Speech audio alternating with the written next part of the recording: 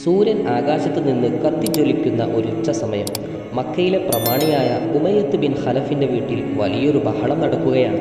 കാരണം മറ്റൊന്നുമല്ല, തൻ്റെ വിശ്വസ്തനായ അടിമ ബിലാൽ റളിയല്ലാഹു അൻഹു പ്രവാചകൻ മുഹമ്മദ് നബി സല്ലല്ലാഹു അലൈഹി വസല്ലമ പറയുന്ന ഏകദൈവ വിശ്വാസത്തിൽ ആകൃഷ്ടനായിരിക്കുന്നു.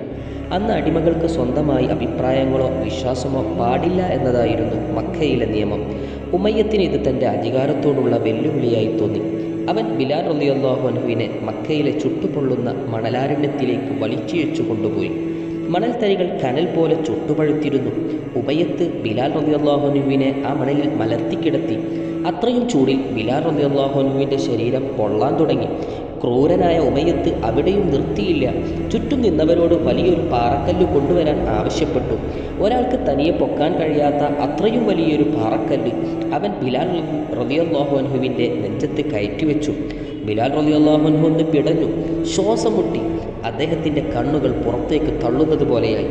ഉമയ്യത്ത് അട്ടഹസിച്ചുകൊണ്ട് പറഞ്ഞു, ബിലാലെ, ഇനി പറയൂ, നിന്റെ ഈ പുതിയ ദൈവത്തെ നീ ഉപേക്ഷിക്കുമോ, അതോ ഈ പാറക്കല്ലിനടിയിൽ ശ്വാസം മുട്ടി മരിക്കണോ? മരണത്തെ മുഖാമുഖം കാണുമ്പോഴും ബിലാൽ റളിയല്ലാഹു അൻഹുവിൻ്റെ മുഖത്ത് ഒരു ചെറു പുഞ്ചിരി ഉണ്ടായിരുന്നു. വേദന കൊണ്ട് പുളയുമ്പോഴും ബിലാൽ റളിയല്ലാഹു അൻഹു തൻ്റെ യജമാനൻ്റെ കണ്ണുകളിലേക്ക് നോക്കി. തളർന്ന ശബ്ദത്തിലാണെങ്കിലും വളരെ വ്യക്തമായി അദ്ദേഹം ആ വാക്ക് പറഞ്ഞു, അഹദ് അഹദ്, അല്ലാഹു ഏകനാണ്, അല്ലാഹു ഏകനാണ്. ഇത് കേട്ട ഉമയ്യത്ത് ഭ്രാന്ത് പിടിച്ചവനെ പോലെ ബിലാൽ റളിയല്ലാഹു അൻഹുവിനെ മർദ്ദിക്കാൻ തുടങ്ങി. അവൻ ചോദിച്ചു, നിനക്ക് മറ്റേതെങ്കിലും വാക്ക് പറഞ്ഞുകൂടെ? അപ്പോൾ ബിലാൽ റളിയല്ലാഹു അൻഹു വീണ്ടും പറഞ്ഞു, അഹദ് അഹദ്, അല്ലാഹു ഏകനാണ്, അല്ലാഹു ഏകനാണ്. ഇത് കേട്ടോ ഉമയ്യത്ത് വീണ്ടും ദേഷ്യം കൂടി. ബിലാൽ റളിയല്ലാഹു അൻഹുവിൻ്റെ കഴുത്തിൽ കയറിട്ട് മക്കയിലെ തെരുവുകളിലൂടെ വലിച്ചിഴപ്പിച്ചു. എന്നിട്ടും ആ നാവുകൾ മന്ത്രിച്ചുകൊണ്ടിരുന്നത് അഹദ് അഹദ് എന്ന വാക്ക് മാത്രമായിരുന്നു.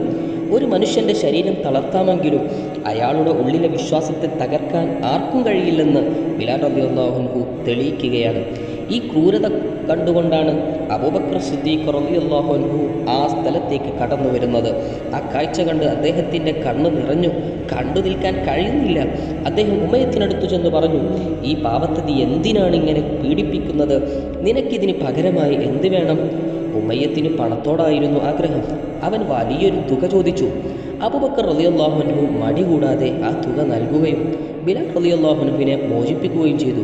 അടിമത്തത്തിൻ്റെ ചങ്ങലകളിൽ നിന്ന് സ്വതന്ത്രനായ ബിലാൽ റളിയല്ലാഹു അൻഹു നേരെ പോയത് പ്രവാചകൻ മുഹമ്മദ് നബി സല്ലല്ലാഹു അലൈഹി വസല്ലമ തങ്ങളുടെ അടുത്തേക്കാണ്.